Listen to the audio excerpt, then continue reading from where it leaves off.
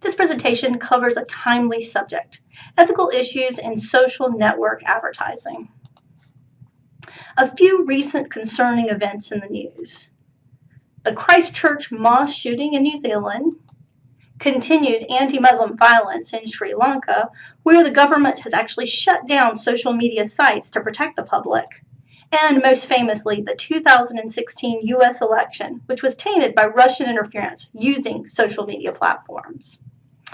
These were all linked to social media and all fed by disinformation and divisive clickbait content that's encouraged by the same algorithms that drive targeted advertising content.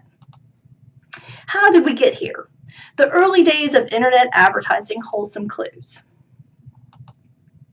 Internet advertising took off in the 1990s with the birth of the World Wide Web and the internet moving more into the mainstream. Before that, commercial advertising was actually banned from the internet. As with television or print media, advertising was a way to generate revenue to support website content. And similar to television ratings for a show or circulation stats for a magazine or newspaper, higher traffic on a website meant higher advertising rates. Ad success was measured by click-through rates. The more users clicked on an ad, the more successful it was considered. Some of the earliest internet advertisements were banner ads. The first of these appeared in 1994 on Wired Magazine's website. It was for AT&T and had a 44% click-through rate.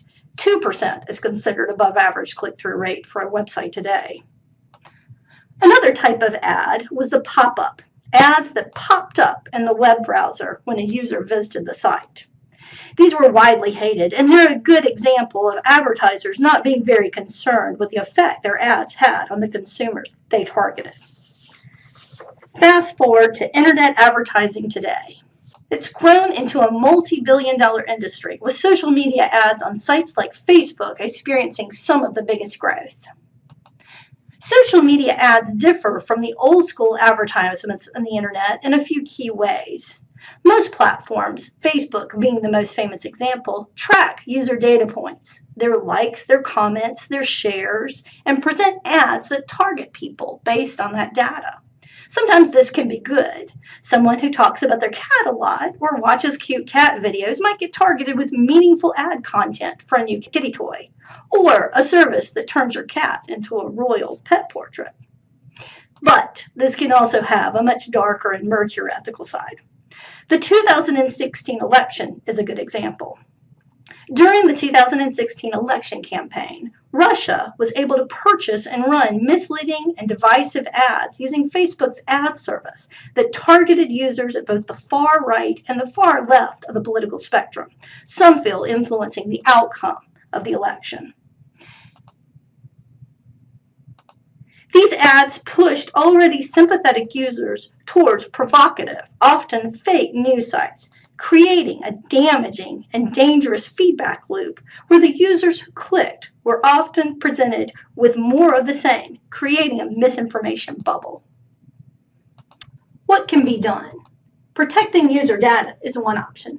Who does it belong to? Should social media companies like Facebook be given free rein? Should users have control of their own data points and how they're used?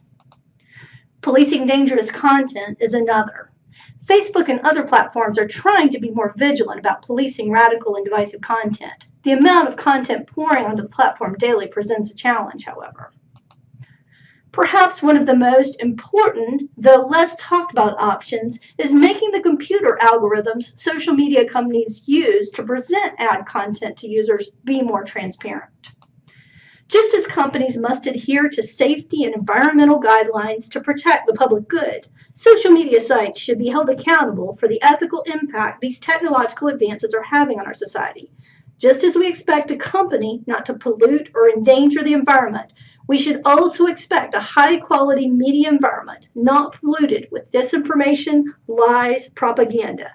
We need for democracy to work. These are fair things for people to expect and require policymakers to start talking about.